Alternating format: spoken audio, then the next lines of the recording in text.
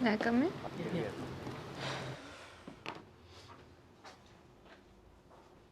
Good morning to the Honorable Board. Relax, Sam.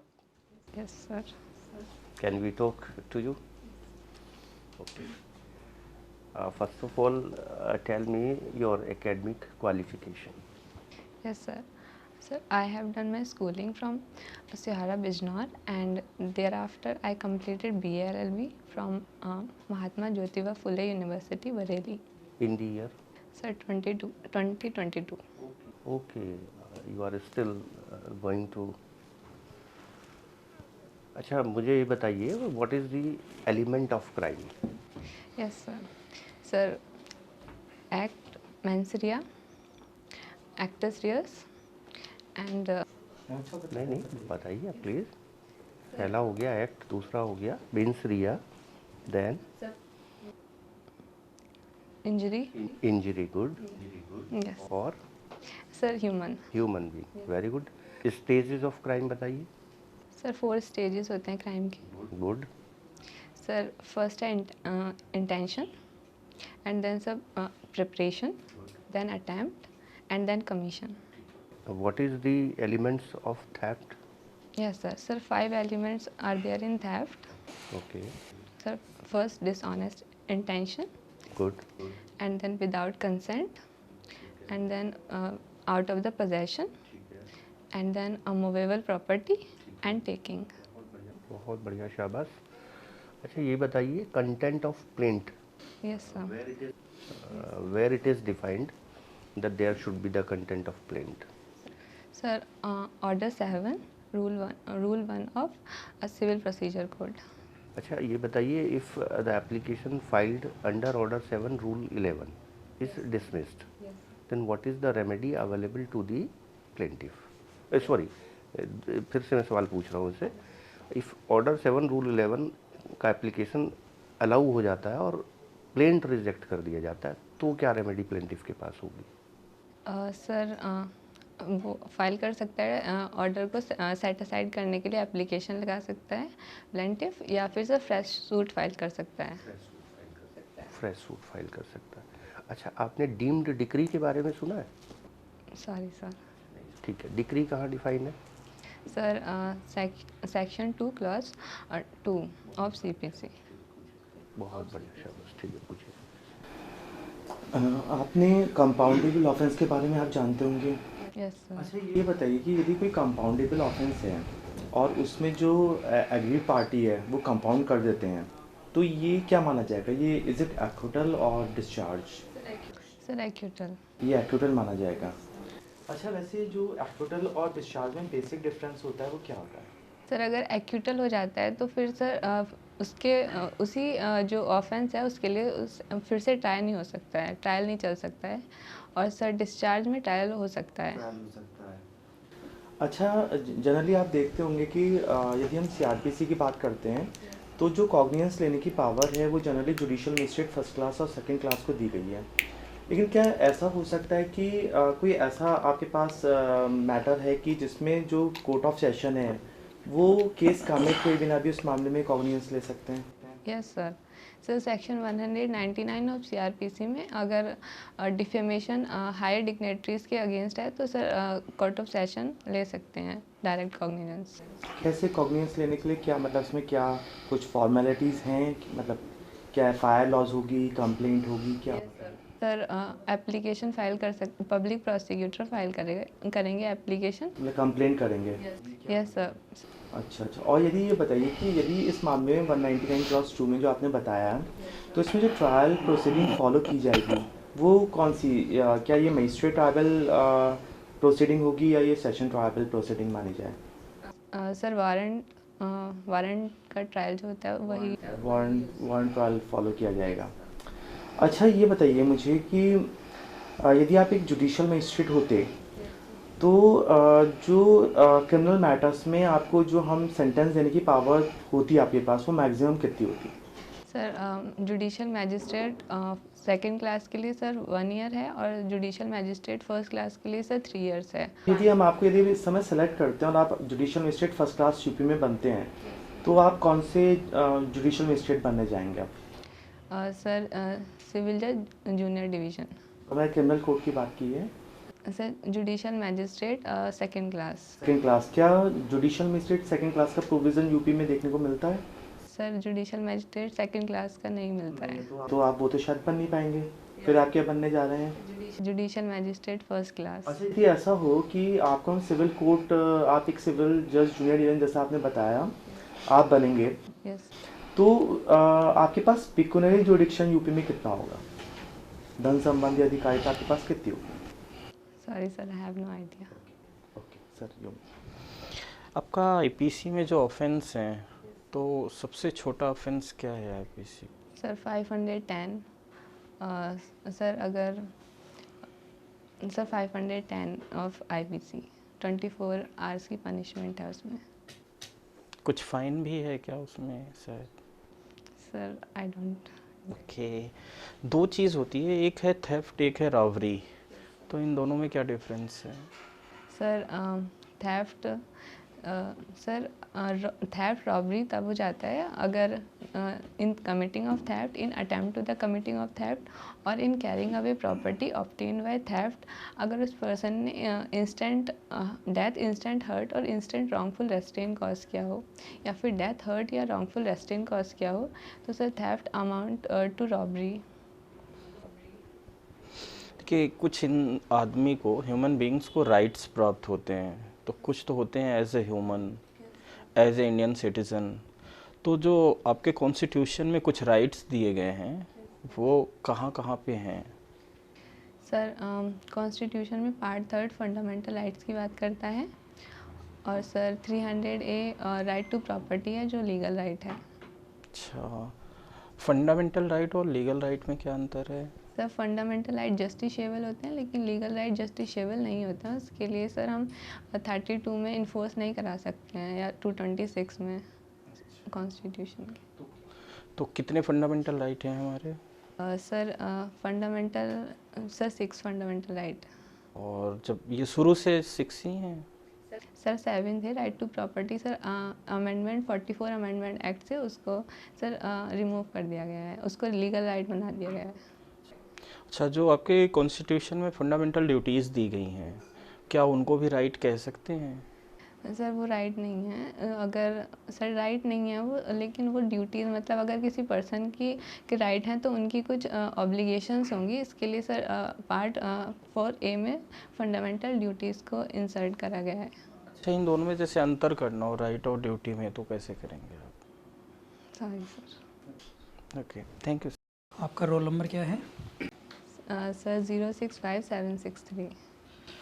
अच्छा, ये बताइए कि इलेक्शन कमीशन क्या होता है? Sir election commission article 324 of constitution में दिया गया है। अच्छा, आप मुझे बताइए कि जो अभी इलेक्ट्रॉनिक वोटिंग मशीन से हमारे यहाँ पर वोट डाले जाते हैं, फिर समाचारों में हम देखते हैं कि वो कहीं कहीं पे काफ़ी गड़बड़ हुआ है और उसका मिसयूज़ हो रहा है। आपकी क्या राय है इस पर? Sir voting machine sir VVPAT इसलिए जो इंसर्ट कर यूज़ करे गए थे कि जिससे इलेक्शन प्रोसेस सर फेयर रहे, लेकिन सर कहीं कहीं पे ये सर किसी डिपार्टमेंट की गलती नहीं है, लेकिन सर इंडिविजुअल पर्सन हो सकते हैं करप्ट, लेकिन सर चलिए, आप मुझे बताइए, अभी हाल ही में एक बिल पास किया गया है लोकसभा में, जिसमें इलेक्शन कमिश्नर को उस कमेटी से बाहर रखने की बात चल रही है, सुप्रीम कोर्ट के सीजीआई को बाहर रखने की बात चल रही है, जो इलेक्शन कमिश्नर चुनने की कमेटी है। तो सुप्रीम कोर्ट के जज को उस कमेटी से बाहर करना आपके हिसाब से सही है या गलत है? Sorry sir. अच्छा, आप मुझे बताइए, आरटीआई एक्ट क्या है? Sir right to information act है, सर 2005 में इसे लाया गया था, और सर ये पर्सन के पास राइट है कि जो भी सर गवर्नमेंट से रिलेटेड कोई मैटर है, या फिर सर पब्लिक ऑफिस से रिलेटेड कोई मैटर है, तो उसमें सर वो आरटीआई एप्लीकेशन लगा के नॉलेज दे सकता है। कोई एक ऐसी एजेंसी का नाम मुझे बताइए जो आरटीआई एक्ट में उसको प्रिविलेज मिली है। Sorry sir. Okay, Allahabad high court में कोई महिला न्यायाधीश है अभी इस वक्त? Sorry sir. Total high court कितने हैं भारत में? सर 25। 25। अच्छा, ज्योग्राफिकल यानी भौगोलिक आधार पर आप मुझे उस हाई कोर्ट का नाम बताइए जो सबसे पूरब में स्थित है। सर कैलकाटा। ओके, चलिए प्लीज़ सर। ये बताइए कि पब्लिक प्रोसिक्यूटर, एडवोकेट जनरल और अटॉर्नी जनरल ऑफ इंडिया में क्या बेसिक अंतर है? Sir public prosecutor sir advocate होता है जो कि स्टेट के तरफ से जो क्रिमिनल मैटर्स होते हैं उनको डील करता है। Sir attorney general highest law officer होता है सेंट्रल गवर्नमेंट के लिए, और sir advocate general state government का हाईएस्ट लीगल ऑफिसर होता है। ठीक है, ये बताइए भारतीय संविधान में 2 अनुच्छेद दिए गए हैं। एक में राइट टू एजुकेशन की बात की गई है और दूसरे में right too early childhood care की बात की गई है। ये दोनों प्रावधान कहाँ पर देखने को मिलेंगे आपको? Article 21A right to education की बात करता है, और sir article 45 early childhood care और एजुकेशन की बात करता है। क्या इससे संबंधित कोई प्रावधान आपको फंडामेंटल ड्यूटीज़ में भी देखने को मिलता है क्या? Yes sir. कहाँ पे? Fundamental duties 11th duty sir right to education की बात करती है। जो गार्जियन है अगर वार्ड 6 ईयर से कम है तो सर ये गार्जियन की ड्यूटी बनती है कि उसको राइट टू एजुकेशन प्रोवाइड कराए, उसको अपॉर्चुनिटी दे एजुकेशन की। ठीक है, ये बताइए ऑर्डर, जजमेंट और डिक्री क्या अंतर है इनमें? Sir decree final sir decree final adjudication होता है मेरिट बेसिस पर, और सर अगर सर ऑर्डर भी सर फाइनल एडजुडिकेशन होता है मेरिट बेसिस पर, लेकिन जो डिक्री नहीं है वो सर ऑर्डर हो जाएगा। और सर जजमेंट जो ग्राउंड होते हैं डिक्री के वो जजमेंट में होता है। ये बताइए कि जब कभी भी हम अपील या रिवीजन में जाते हैं तो परंपरा ये है कि this course involves a substantial question of law, और आपको लोअर कोर्ट का एक सर्टिफिकेट चाहिए होता है ताकि आप हाई कोर्ट या हायर कोर्ट में आप जाकर अपील या रिवीजन में जा सकें। वो जो सर्टिफिकेट है वो वास्तव में होता क्या है? सर अगर सुप्रीम कोर्ट में अपील करनी है तो सर हाई कोर्ट से सर वो सर्टिफिकेट होता है कि हाई कोर्ट ये देखता है कि सब्सटेंशियल क्वेश्चन ऑफ लॉ इसमें इन्वॉल्व है या नहीं है। अगर हाई कोर्ट को लगता है substantial question of law involve है तो सर इशू कर देते हैं हाई कोर्ट 134A आर्टिकल में सर्टिफिकेट। चलिए ये बताइए कि अगर हम हिंदू मैरिज एक्ट की बात करते हैं तो तलाक की कोई 4 ग्राउंड्स जो महिलाओं को अवेलेबल हैं। Okay sir section 13 clause 2 of Hindu marriage act deal करता है कि जो ग्राउंड वाइफ को अवेलेबल हैं सर रेप, सोडोमी, वेस्टिलिटी या फिर sir maintenance proceeding. Maintenance decree pass हो गई है लेकिन रिस्टिट्यूशन ऑफ कंजुगल राइट नहीं हुआ है 1 ईयर तक। ठीक है, ये बताइए घरेलू हिंसा अधिनियम में और डाइवोर्स के केस में अक्सर एक वर्ड ज़्यादातर यूज़ किया जाता है कूलिंग पीरियड। यस क्या होता है ये? सर कूलिंग पीरियड जब सर हस्बैंड और वाइफ को एक टाइम पीरियड देते हैं, उसके अंदर अगर वो अपना जो डिस्प्यूट है वो रिजॉल्व कर लेते हैं तो सर उसको कूलिंग पीरियड बोलते हैं। बेटा ये ऑर्डर 9 रूल 13 क्या कहता है? सर ऑर्डर 9 रूल 13 बात करता है कि अगर सर प्लेंटिफ अपीयर नहीं होता है अगर प्लेंटिव अपीयर नहीं होता है तो सर उसकी जो प्लेंट है वो डिसमिस हो सकती है, लेकिन ऑर्डर 9 रूल 13 में सर उस डिसमिसल ऑर्डर के अगेंस्ट एप्लीकेशन फाइल हो सकती है। ओके, आपने सुना है every decree is executable, yes sir. But every order is not executable. There are some orders which are there are some orders which are executables। Yes sir. वो कौन सा order है जिसको आप एग्जीक्यूट करा सकते हैं एग्जीक्यूशन एप्लीकेशंस मूव करके या एग्जीक्यूशन प्रोसीडिंग्स के through? Sir order 9 rule 2, order 9 rule 3 और सर ऑर्डर 9 रूल 5 सर इसको करा सकते हैं। अच्छा चलिए, रेस जुडिकेटा और रेस सब जुडाइस 2 बातें बतानी है, किस प्रोविजंस में है और क्या है? Sir res judicata section 11 of CPC deal करता है और sir res sub judice section 10 of CPC deal करता है। सर रेस जुडिकाटा अगर कोई सूट उनमें कोई मैटर है, अगर वो मेरिट बेसिस पर डिसाइड हो गया है तो फिर सब्सिक्वेंट सूट में उस मैटर को फिर से कोई ट्राई नहीं कर सकता है। और सर रेस सब जुडिस में अगर कोई मैटर फॉर्मर सूट में वो मैटर चल रहा है, लेकिन फिर से अगर वो मैटर सब्सिक्वेंट सूट में फाइल होता है तो सर कोई ट्राई नहीं करेगा उसको। अच्छा, इस तरीके के प्रोविजंस क्या आपको किसी अदर लॉज में भी देखने को मिलते हैं? Yes sir. कहाँ? Sir res judicata section 300 of CrPC deal करता है। ठीक है। और sir section 40 of Indian evidence act deal करता है। और sir article 20 clause 2 res judicata की बात करते हैं। ठीक, वेरी गुड, बहुत बढ़िया, शाबाश। ठीक है, अब आप जा सकते हैं। Thank you.